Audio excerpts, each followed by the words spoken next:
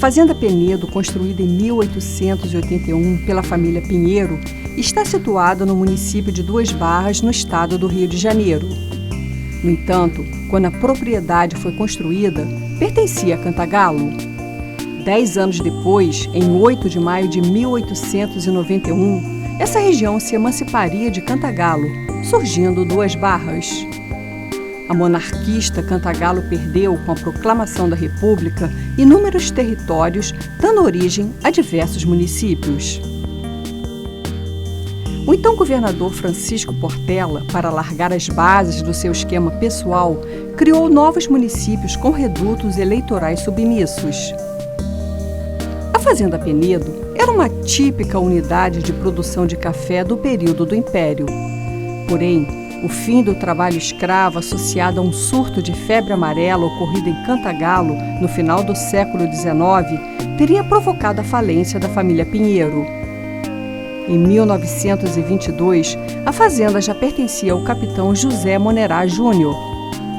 Em sua administração, a produção anual da fazenda atingia 2.000 arrobas de café, além da plantação de cana-de-açúcar, cereais e criação de gado.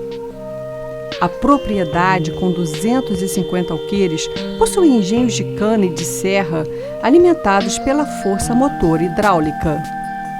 Possivelmente, devido à perda da visão do capitão José Monerá, a fazenda foi vendida em 1924 a José Araújo de Barros, estando na família Araújo até hoje.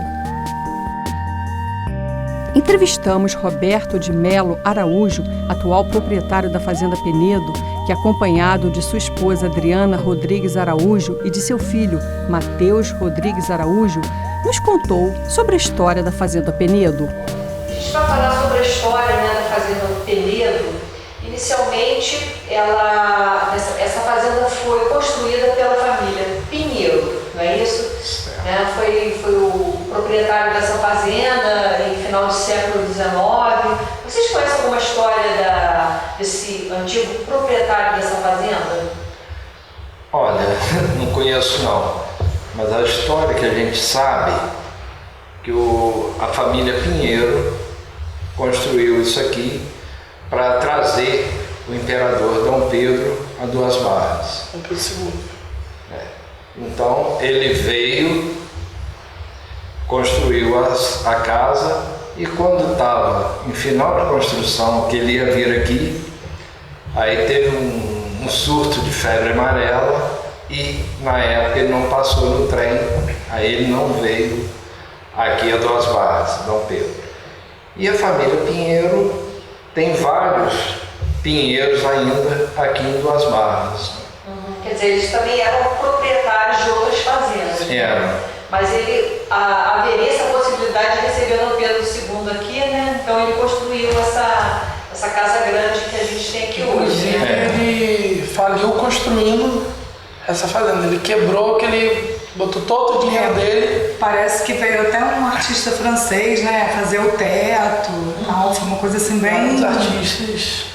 Bem esperado mesmo, né? Pra receber o imperador. Essa fazenda depois ela foi adquirida pelo Monerá, né? Família Monerá.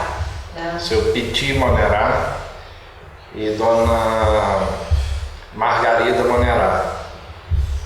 Eles compraram, aí depois tiveram os filhos Cláudio e a Evangelina, e depois, uma época, venderam. Aí meu avô, José Araújo de Barros, comprou essa fazenda. Tá certo. Então a gente vai começar. A Evangelina era dona da Rancharia do Sul, né? É dona. Ainda é dona, ainda é. A gente já fez um programa lá na fazenda dela, uma reunião da família Monerá. Então nós vamos partir agora do seu avô.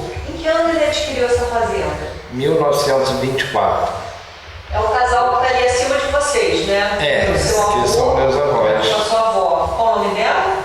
Ela, Maria Araújo Faria, e ele, José Araújo de Barros. De Barros, né? É. E esse Araújo, como é que entra na família?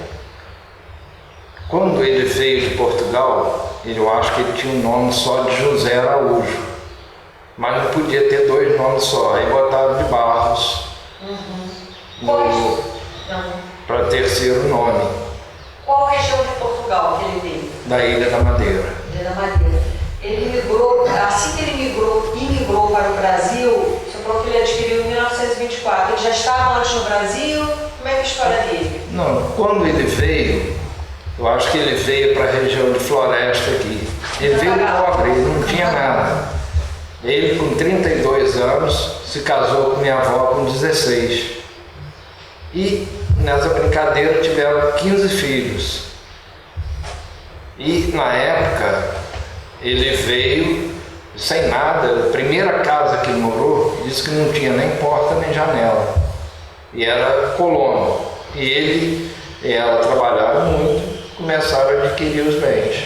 Ele veio para o Brasil e foi direto para Cantagalo, no distrito de Floresta? De Floresta, fazenda da Quinta. Veio com a família ou veio sozinho? Não, veio ele e um irmão. Só ele eram dois irmãos. Como colonos? É. Você sabe dizer quem era o proprietário da fazenda? Não. Não, né? Fazenda Floresta ali, eu não sei não. E em que ano ele veio, assim? Deve ter sido 1880 e pouco. Tá certo. Aquela substituição da mão de obra escrava por colonos, né? Então ele veio. A casa-sede, em estilo neoclássico, apresenta na sala de visitas uma decoração mais requintada em relação aos demais cômodos da residência. Há o registro de pratarias e porcelanas trazidas da Europa, comprovando a adoção do estilo de vida europeizado dos primeiros moradores. Quem vai nos explicar sobre a decoração da sala de visitas é o teatrólogo e artista plástico Edson Felipe Machado. Edson, nós estamos aqui na sala principal da fazenda. Eu não sei se é a sala principal ou é a sala de visitas, porque tem uma diferença, né? De qualquer forma, eu gostaria que você explicasse os detalhes aqui, papel de parede, todos os adornos dessa sala aqui que você conhece bem, né? Você poderia passar assim pra gente?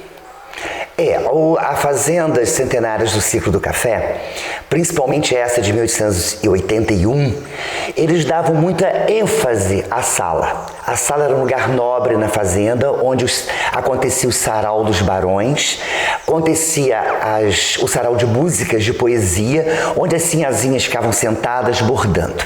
Então esse lugar era de grande importância na fazenda. Era um lugar social, onde a nobreza ou a alta sociedade se reunia nos finais de semana ou durante as noites, sob luz de lampião, é claro, né? De lamparina ou de candeeiros, que na verdade era mais isso, que eram aquelas velas feitas no azeite. E essa ênfase da beleza era porque é o lugar que eles mais passavam durante todos os dias da semana. Então tinha que ser um lugar muito plausível, muito gostoso, muito agradável, onde se servia um chá, se comia os biscoitos de nata feito nos fogão a lenha, onde se bordava, né, como eu falei. Então a beleza dessas salas, elas todas eram montadas com materiais que vinham da Europa. Essa sala, por exemplo, aqui na Fazenda do Penedo, você vê a gente reportando ao tempo de 1881, e esse papel de parede francês legítimo, que se mantém ainda, por mais que ele seja um pouco, pelo passar da época, somado à umidade, às intempéries do tempo e às vezes uma goteira ou às vezes a própria situação do tempo, ele pode se deteriorar, mas não deve ser alterado. Se não tem condição de restauração 100%, voltando a uma época, é preferível deixar como está. Haja visto que a gente vê essas fazendas, esses monumentos que estão em ruínas, porque a ruína também conta a sua própria história. A gente vê assim alguns se soltando. O que você recomendou aos proprietários dessa fazenda que fizeram? Nós temos várias técnicas. Porque, por exemplo, no papel de parede, a gente tem um pó próprio que é de parede e papel, porque não enruga o papel. Você põe esse pó em alguns litros de água, deixa de um dia para o outro, vai virar uma goma. Essa goma é só pincelar na parede e encostar o pedaço que está descolando. Mas essa é uma técnica muito simples, isso não requer grandes gastos e nem também grande profissionalismo para fazer isso. Qualquer pessoa pode restaurar um pedaço de papel de parede. parede. Claro, não vai se reportar aquele mesmo papel, aquele mesmo desenho. Eu estou me referindo a um pedaço que esteja descolando. Agora, quanto às tintas, esse já é um problema, porque uma cor de época, esse azul que eles usavam, que é um azul meio turquesa, meio azul celeste, com um rosa, que é meio ocre, meio um rosado, cor de sangue. E as histórias são muitas, em termos das tintas, mas eu acredito na melhor versão, que é essa. Como não existia a pigmentação que nós temos hoje, era feita com óleo de baleia e sumo de plantas, e às vezes de barro, de terra. Um lugar muito próprio para essas cores de terra variada, que vai ao roxo, ao verde, ao amarelo, é Bom Jardim, que tem esse tipo de barros colhido nessas cores. Porque é raro nós conhecemos barro amarelo ou avermelhado, mas existe o barro roxo, existe o barro tabatinga, que se pintava os fogões de branco, e as paredes também eram pintadas com barro. Juntando o sumo da planta e o óleo de baleia, que é um grande fixador, que vinha da Europa também, do Rio de Janeiro, dos portos do Rio, e se pintava essas beiradas do teto nesses tons de rosa e azul. E você pode notar que essa sala nós temos, parece um bolo de noiva. Olha que beleza! Isso era inspirado nas rendas francesas e depois, mais tarde, nas rendas de bilro, feito no Nordeste do Brasil. Eles queriam retratar, através do gesso, essas rendas no teto e nas paredes. Essa coloração, então, azul que a gente está vendo aqui no teto, é a coloração resultado dessa... Exatamente. O barro, a planta isso. E o óleo de baleia. O óleo de baleia. Esse azul geralmente vinha do jeripapo, que é uma fruta que eles descobriram, como a jabuticaba é roxa.